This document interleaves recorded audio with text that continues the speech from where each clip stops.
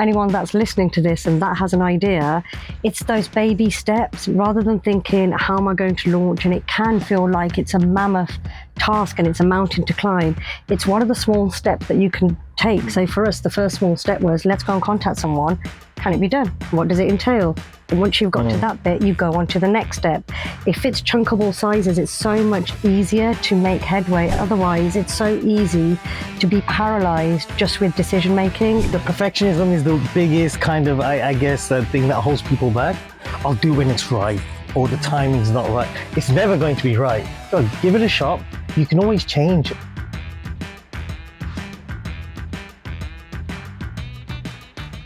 What does it take to build a brand from the ground up? Break into the UK's top hotels and restaurants and challenge industry norms along the way. In this episode, we're joined by Bruce and Paramjit Nagra, founders of Crazy Gin, to hear their incredible journey. One fueled by ambition, resilience, and a touch of madness. From an idea sparked over a kitchen table to seeing their gin poured in some of the country's most prestigious venues, Bruce and Paramjit share their lessons they've learned, the challenges they've overcome, and the mindset needed to turn a vision into reality. This conversation is packed with advice for anyone looking to build a business from scratch. So much so that even our production crew member couldn't help but join in the conversation and share his thoughts. For more episodes, blogs, and courses on the subjects raised, visit talkinghospitality.com. And now, over to the show. Join Timothy R. Andrews and me, Joe McDonnell, as we ask Bruce and Paramjit. So, why gin?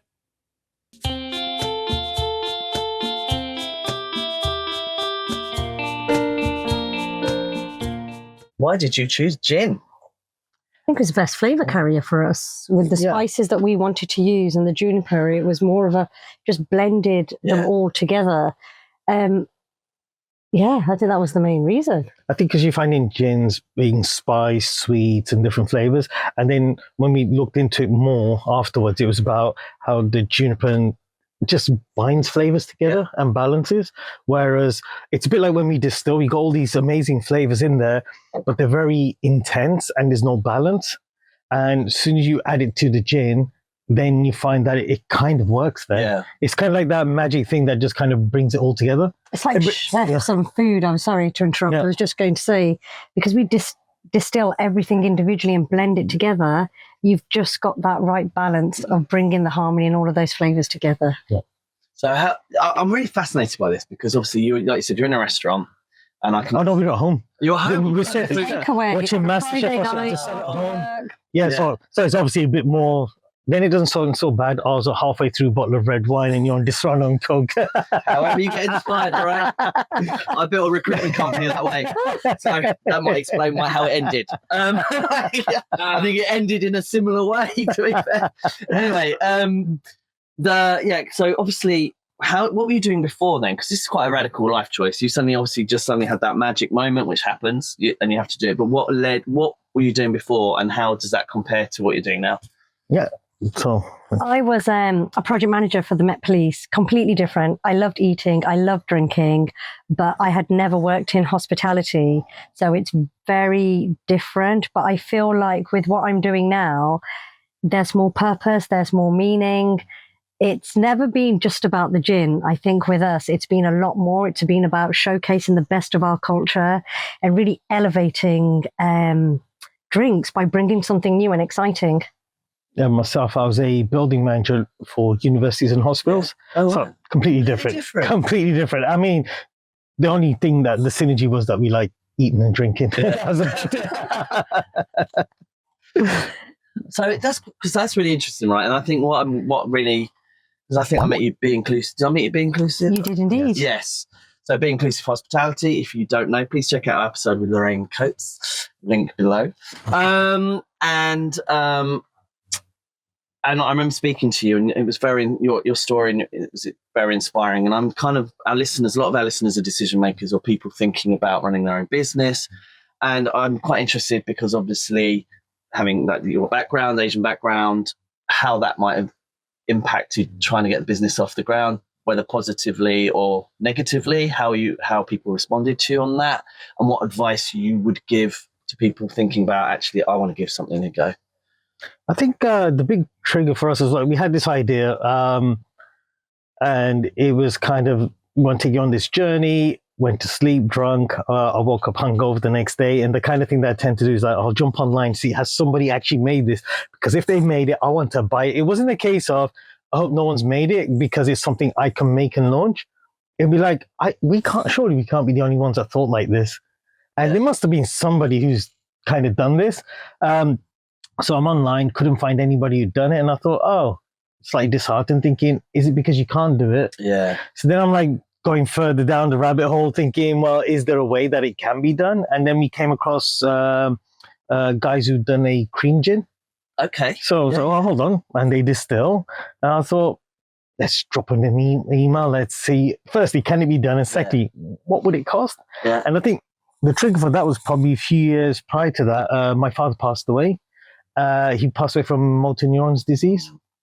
And he was the kind of like a typical Asian dad where he lived to retire. So he'd be like, when I retired, that's when he'd only have a holiday in India to go see his dad and his sister. And then we'd always say, well, there's other parts of the world. And he said, listen, when I retire, I'm going to spend 6 months in India, 6 months in the UK. He basically followed the sun. Yeah. But when he came to retiring, within a month, he was diagnosed with MND, passed away within 6 months. And I think the trigger for us was you never know what's around the corner. Mm. And I think it's that if only or what if on your final days. And like, we'd rather try, even if it fails, at least you tried it. And if it succeeds, then fantastic. But it was that was the moment that made us feel, well, let's give something a shot. Yeah. Let's do this because nobody else has tried it. And I'm sure others will be into it.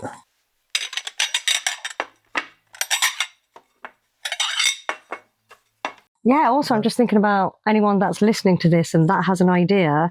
It's those baby steps rather than thinking, how am I going to launch? And it can feel like it's a mammoth task and it's a mountain to climb.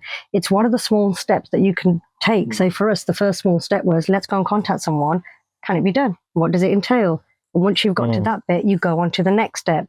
If it's chunkable sizes, it's so much easier to make headway. Otherwise, it's so easy to be paralyzed just with decision making. And then before you know it, a week's gone by, a month's gone by, a year's gone by, and you're still there with your thoughts thinking, I've got this idea. I wonder what it would be like to. And just add on to that, you can't perfect it. Yeah. Like the perfectionism is the biggest kind of, I guess, thing that holds people back. I'll do when it's right, or the timing's not right. It's never going to be right. Yeah. Like you're never going to have all the stars align and everything. But it's that, give it a shot. You can always change and tweak. Like nobody ever complains about something getting better. If it goes the other way, yes, you'll get instant feedback. But nobody's going to complain as you keep improving. Yeah. So it's like just try small and grow from there. Because I've heard the expression a while back about how the graveyard is littered with businesses that might have been. It's all about how people just, I'm gonna, when this happens. Yeah. And for me, when I set up my own business, there was no other time to do it. And it was a bit like, I've got to do it now. Otherwise, I'll really regret not doing it. And I knew that whole kind of thought process, I'd always be going, what if I'd. So, and it was 20 years of my life, and I, of course, there were bad moments, but if I look back, the things that I know, the people that I've met, the freedom that it gave me, ultimately, when it was doing well, it did, I did well too. And the joys of the wins, just worth doing. I wouldn't take any of that back. And also it's what I've learned from the experience, both positively and negatively, I now use in my life now. Right. And so, like you, I totally think, sometimes you just got to do it. But Joe, you've set up as well your own consultancy now, haven't you? So what was that like for you? Does anything resonate with you? Yeah, for sure. I mean, I was just about to ask the question. When you look back, you said you started in 16, right? Yeah, 2016. When you look back on that journey, like what was the thing for you that you thought was the most difficult, the most insurmountable, that actually was quite easy? Like for me in my company, it was having a team of people around me that I trusted. I thought that was going to be, oh, I have to be at this particular level. I have to be at this level of experience in order to get people in the business who can contribute. And that was dead wrong. Actually, I found that employing people and bringing people in who have got completely different expertise, to me, is the way to grow a great team. Before I'd started my journey in entrepreneurship, I thought that was going to be impossible.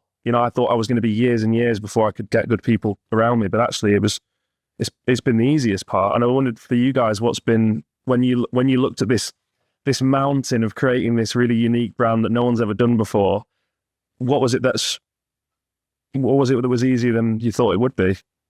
I guess at the beginning, the part that was probably scariest, yes, you've made a product. And the reason it's called Crazy Gin is because not that we were trying to be clever or we were trying to say that it's going to do something to you that's going to make you crazy, despite what they say about gin. It was that thing of, we had this idea and friends and family were like, what do you know about business?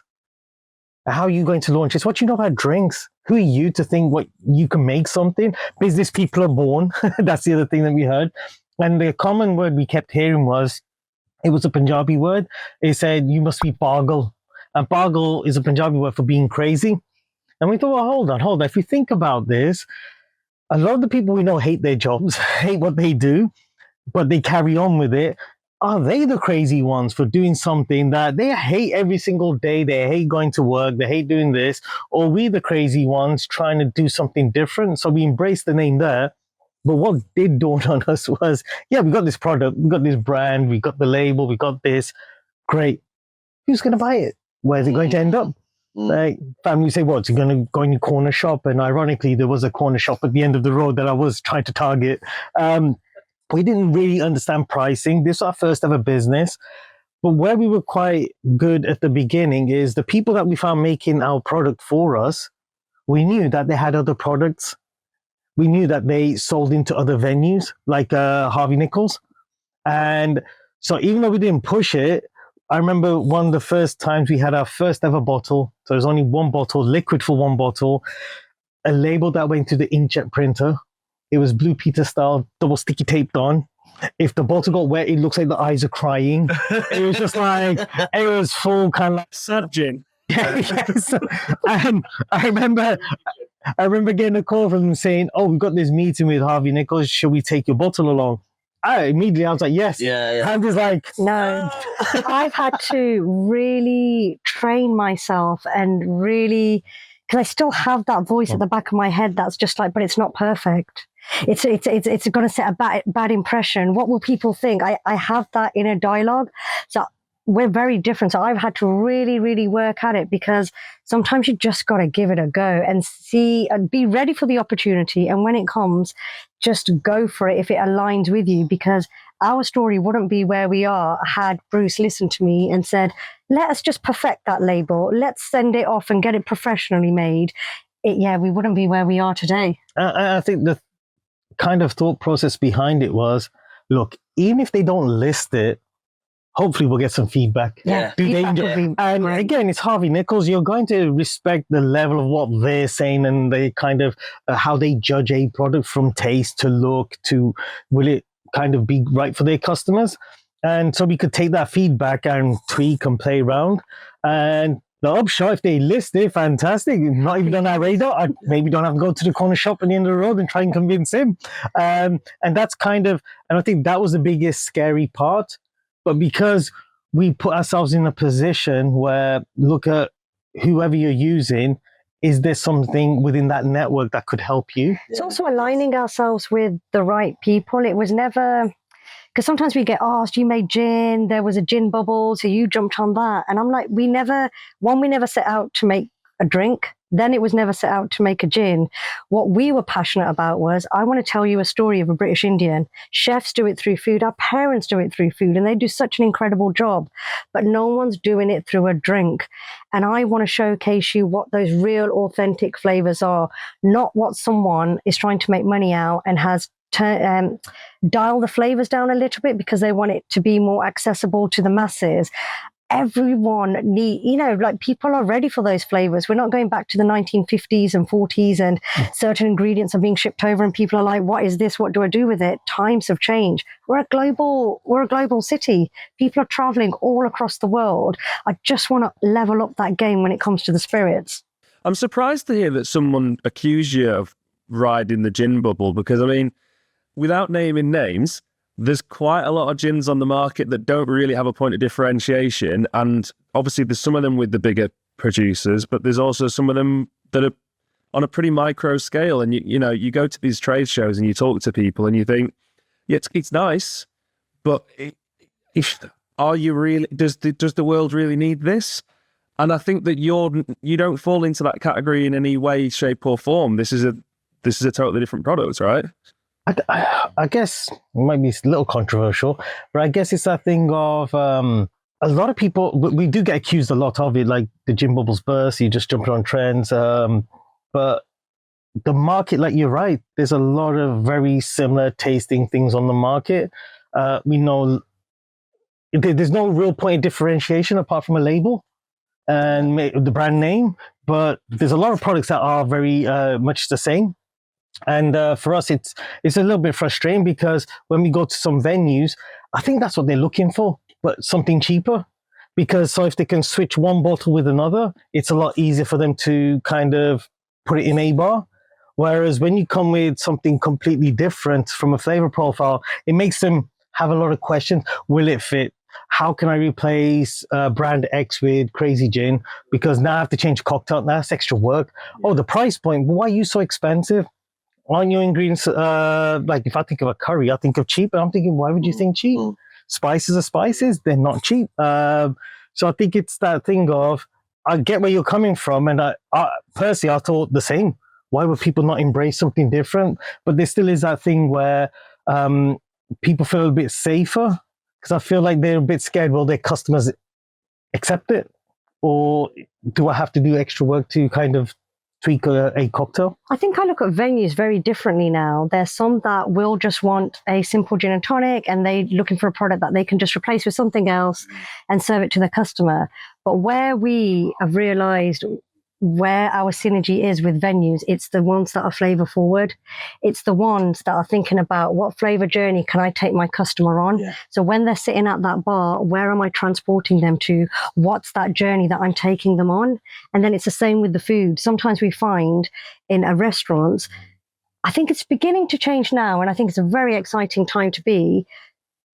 Chefs are taking you through that journey with the food. But then there's a lot of wine pairings, but now we're getting a lot more cocktail drinkers. And if we're leveling up the food, we want to be leveling up the cocktails.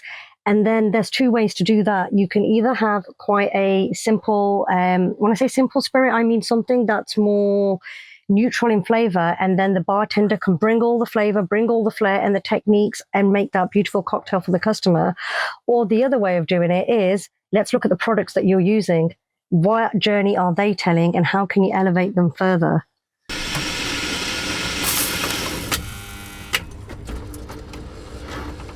Because I'm dying to know, how are venues like? Have you got some favorite places that are using Crazy Gin at the moment and what they're doing with it? So I loved Tamarind has got two amazing cocktails. So we've got, in addition to the lassi gin, we've got a Punjabi chai gin, which is my grandmother's recipe for an Indian cup of tea. Amazing. And it really, I'm biased, but every morning our house smells not like the gin, but of those. This is not with the gin, by the way. Not with the gin. Yeah. I think we're actually going with this one. I remember his grandma.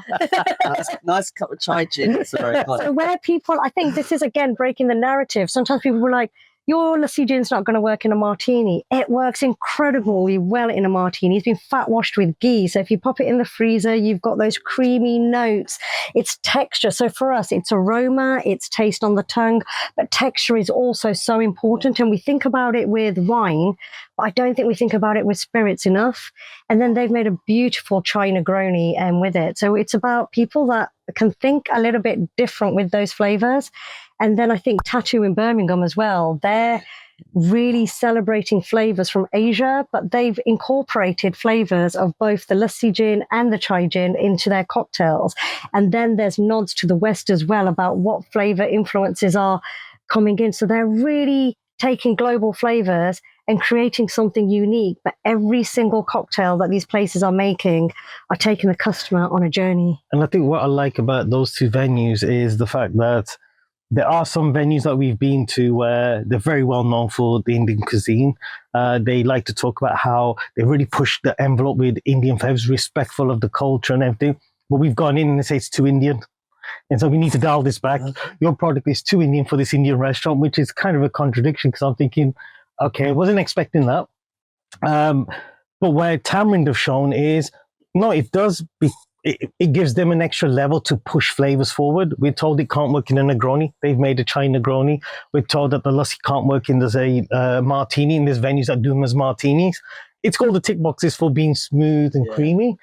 And then what I like about Tattoo is showing that, yes, it's a Chinese restaurant, but it's spices that cross over, because a lot of spices we use, yes, they're associated heavily with being Indian, but they come across the spice roots. Yeah. So there were a lot of ingredient spices that are brought to India that weren't naturally from India. But then it's about, they're telling their journey being Chinese and how the Indian side all works together. And ultimately it's flavor.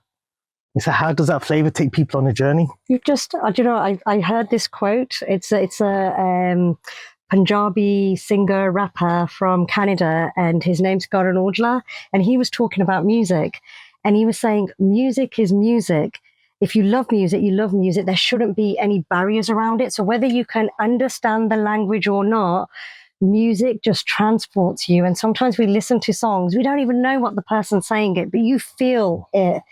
And I just thought, I love that, because for me, flavor is flavor. There shouldn't be barriers around it. Yes, we're making a British Indian gin, but don't put us in the box that we just belong in a British Indian restaurant. It's flavor, and it's there to be celebrated with cuisines from around the world. I think that's a good place to end. I mean, thank you so much for coming. And now, obviously, we're now both thirsty and hungry. All right. So about that. Yeah. But will it be good enough now? I mean, I'll be judging the restaurant for sure. Like, well, it'd be perfect in these mugs as well, like a cup of tea. Crazy Jim, sponsors, talk about hospitality. Yeah, you can ask a question. Yeah. So I would just summon our listeners. Oh, hi. So me being from Nepal, right? So I would say I'm quite familiar with the Indian, spice and culture and everything, right? I like what you said about neutral spirit, because me coming from a front of house hospitality, you knows me. So I absolutely love that idea that you said, okay, you know what? There are a lot of neutral spirit. We are not a neutral spirit. We are something different. Also, what you said about different level, but the same product, which I've seen in my career. I used to work in a place with 115 gin. I'm not going to disclose the name of the place, right? But your idea of telling your story of the roots through the drink, and now how you're doing, because I was looking at the portfolio before the podcast today, and I saw you in some of the renowned hotels as well and renowned venues. Congratulations, firstly.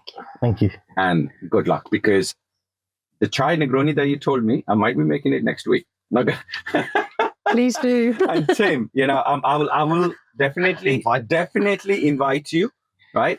And look, you've got a long way to go, and good luck, because this is really amazing. Like, I was just listening to you, and me being Asian, living in here for such a long time, and I'm just thinking, like, you know what?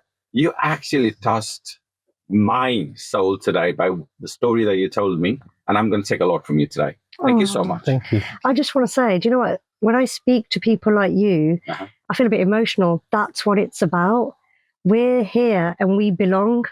And I think we found just a little bit about the bits that, we've had the highs and then the lows, is when people are just telling us you don't belong. That's not going to work. Why is it not going to work? Every single one of us has a right. Just, we all belong. We have purpose. And why not? I will add a little bit. Like, I've worked, when I was saying about the gin, right? I could open 10 bottles, Tim. 10 of them are the same. It's just a different label, right? I don't want to say anything anywhere, right? But your gin, I have seen the venues and everything, and I've tasted it once. I'm not going to lie to you. Negroni one definitely is going to stick to me, and you being in Tamarind and everything, go longer. Thank you so Thank much. you so much. Thank you. So just as Paramount Jet, every voice can shape the future. Yes. So cheers. Cheers. Cheers.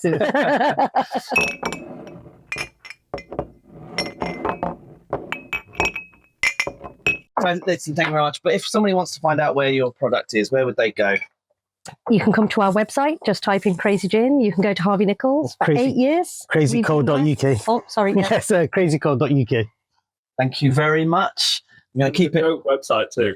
It's amazing, Thank you. isn't it? It's really good. It's really beautiful. Thank you. A huge thank you to our brand partners Graphic Kitchen and Leisure Jobs for their continued support of Talking Hospitality.